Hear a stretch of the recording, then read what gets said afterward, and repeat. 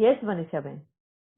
जी दीदी, मुझे एक बात ये पूछनी थी कि अभी 2 दिन पहले मेरी फ्रेंड के साथ बात हो रही थी और उसने ऐसे बोला कि मुझे दान देना बहुत अच्छा लगता है, लेकिन मैं दान जो देती हूँ वो उसका तरीका उसने बताया। तो उसने कहा कि एक आदमी है जिसके ना वो कुष्ठ रोगी जो बोलते हैं कि उसके हाथ पैर भी ठीक नहीं होते, एक पाट जैसे एक लकड़ी के इस पे वो बैठा रहता है और हाथ से ऐसे ऐसे करके वो जाता रहता है, भीख मांगता है, ऐसे वाला आदमी।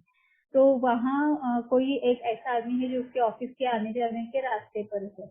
तो वो बोल रही थी कि मैं उसे हर बार पैसे देती हूँ, कभी भी मैं चूकती नहीं हूँ। अगर गलती से मैं आगे चली गई और अगर मुझे ऐसे लगा कि वो पीछे है तो ये पीछे मुड़ के जाके उसे दे के मैं फिर जाती हूँ ऑफिस या घर जो भी है। तो उसने ये कहा कि एक बार मेरे ड्राइवर ने मुझे बताया कि मैडम आप उसे क्यों पैसे दे रहे हो, वो तो रात को दारू ही पीने वाला है।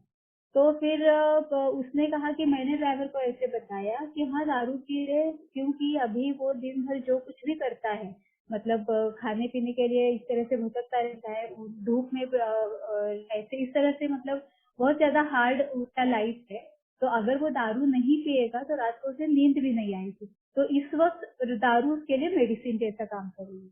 तो उस वक्त मुझे ऐसे लगा कि मुझे पता है कि इंटेंशन उसका सही है लेकिन उसका रास्ता ठीक नहीं है, लेकिन इसके बारे में मुझे पता नहीं कि उसे क्या बोलना चाहिए। तो फिर मैंने उसे बोला था कि मुझे ऐसे के बारे में तो ज्यादा नहीं, मतलब क्लैरिटी मुझे नहीं है, मैं तुम्हें बाद में बताऊंगी। तो अभी इसको मतलब क्या करें। और उसने ये भी कहा कि ये जो होते हैं ना, हम जिसे बोलते हैं कि जो आदमी भी नहीं होते और औरत भी नहीं होती, ऐसे जो ये किन्नर होते हैं, छक्के होते किन्नर हैं। किन्नर किन्नर जो होते हैं। तो उसने कहा कि मैं उनको भी देती हूँ क्योंकि हमारे इंडिया में इस तरह से कि इन लोगों की हालत बहुत खराब रहती है, मतलब ना कोई उन्हें जॉब देता है, ना वो कहाँ से उन्हें पैसे मिलते हैं। तो वो चाहे मैंने दिए हुए पैसों का वो जो चाहे करे, लेकिन वो सब मुझे ऐसे लगता है कि हाँ नहीं मैंने इसकी हेल्प की है। तो अभी मतलब मेरा ये था कि मैं उसे ये भी नहीं बता सकती थी कि हाँ मुझे पता ये तरीका गलत है, अगर इंटेंशन भी सही है तो, लेकिन मैं उसे बता नहीं पाई क्योंकि मैं ही क्लियर नहीं हूँ इसमें। तो इसमें उसे क्या बोलना चाहिए, क्या है? इसमें वो अनजाने में ही किए गए कर्म में बंध जाते हैं, है ना। अगर समझो इसने दिए हुए पैसे से अगर उस इंसान ने दारू पी के कहीं हंगामा किया, किसी को प्रॉब्लम क्रिएट किया, है ना, वो दारू पी कर कहीं किसी को नुकसान पहुंचा रहा है, तो वो उस कर्म में वो जब भोगेगा तो इसको भी उसकी आंच लगेगी। क्यों? क्योंकि उसने उसको कहीं ना कहीं और सपोर्ट किया है वो कर्म करने के लिए। अगर ये पैसे नहीं देती तो वो दारू नहीं पी पाता, दारू नहीं पीता तो वो ये और दूसरे गलत कर्म में नहीं बनता, है ना।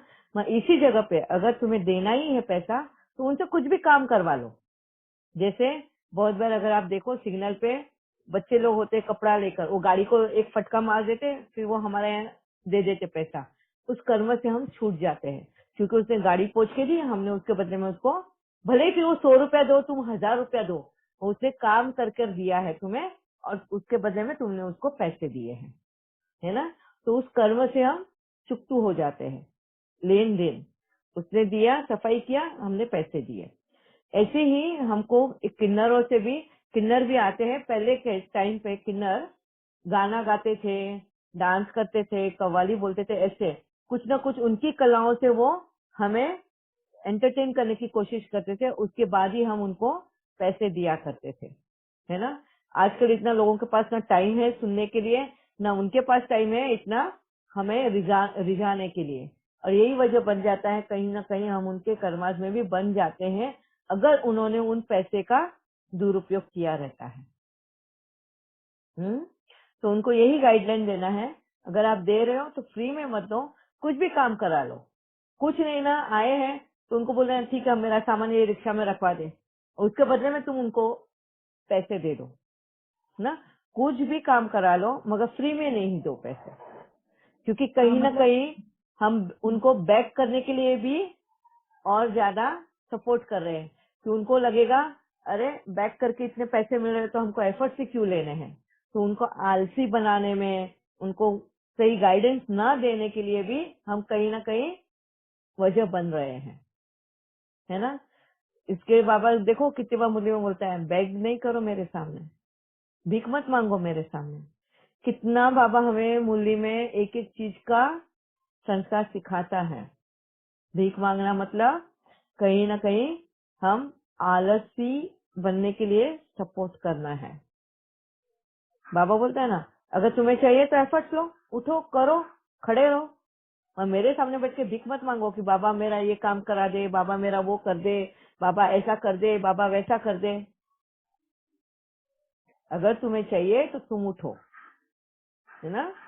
तो यही वजह है हमें बाबा मना करता है किसी को भी भीख देने से, फ्री में पैसे देने से। उनसे काम करवाओ, भले ही छोटा सा काम करवाओ। छोटा सा बच्चा है, अगर वो दूध के लिए पैसा मांग रहा है, वो माँ है, ये है, ऐसे देखो तो उनके कुछ भी उससे काम करा लो। छोटा बच्चा है, पोयम गवा लो उससे। क्या आता है तेरे को, गाना आता है, ठीक है गाना गवा दे। उससे तुम्हें एंटरटेन किया, उसके बदले उसको पैसे दे दो। तो जब तुम पैसे देते हो, फिर वो उस पैसे का कुछ भी करे, तुम उसमें नहीं बनते हो, उस कर्म में तुम नहीं बनते हो। मगर जब तुम फ्री में देते हो तो उसके कर्माज में बन जाते हो। ये अनजाने में ही हम कर रहे हैं। ऐसे ही हम जब दान करते हैं, अगर पुण्य के लिए उसने वो यूज किया है, तो उसके पुण्य के भी कर्म में हमें उसका फल जरूर मिलता है ना। समझो हमने दान किया है और उसने उसी का प्रसाद बना के पूरी जनता में बांटा है, तो उस प्रसाद का हक हमें भी मिलता है। तो ये भी बात बाबा हमें मुरली में कहाँ बताता है, जब मधुबन में जब मधुबन बनने वाला था, तो एक बहुत गरीब औरत थी। उसके पास एक सोने का ये था, नाक का ये, उसे वो बेच के बोला था कि ये पैसे की मेरी एक ईंट इसमें लगे, है ना। वो पूरा तो नहीं महल बांध कर दे सकती थी, मगर उसकी इसका एक ईंट लगे। तो उसके रिटर्न में बाबा ने बोला उसको धनवान के घर उसका जन्म होना है ना। उसका रिटर्न एक अच्छे कर्म का फल भी तुम्हें अच्छा ही मिलता है। तो एक हाथ हम अगर अच्छे ही के लिए लगाते हैं, उसका भी अगर हमें रिटर्न मिलता है, तो एक हाथ अगर बुराई के लिए अगर हम लगा रहे हैं, तो उसका भी हमें रिटर्न मिलता है। तो बाबा हमें मुरली में हर चीज के बारे में बताते हैं कि किस तरह से हम क्या कर्माज करते हैं, तो उसका रिटर्न हमें किस तरीके से मिलने वाला है, और क्या करना चाहिए हमें उसके बदले में, है ना। जैसे हम भिखारी को बहुत जन बोलते हैं कि हम अगर ऐसे डोनेट करते हैं, ऐसे पैसे देते हैं, तो क्या वो ठीक है क्या, क्यों, हम उस गरीबों को तो हम मदद ही कर रहे हैं ना, यही कर रहे हैं ना, इस तरीके का। तो बाबा बोलते हैं भीख मांगने वाले को नहीं देना है, क्योंकि कहीं ना कहीं हम उनको आलसी बना रहे हैं।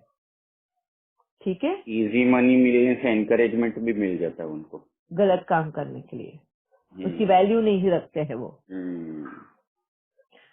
ठीक है, तो इसी तरीके से अभी हमारा जो टॉपिक चल रहा था झूठ का, स्पेशली हस्बैंड एंड वाइफ के बीच का।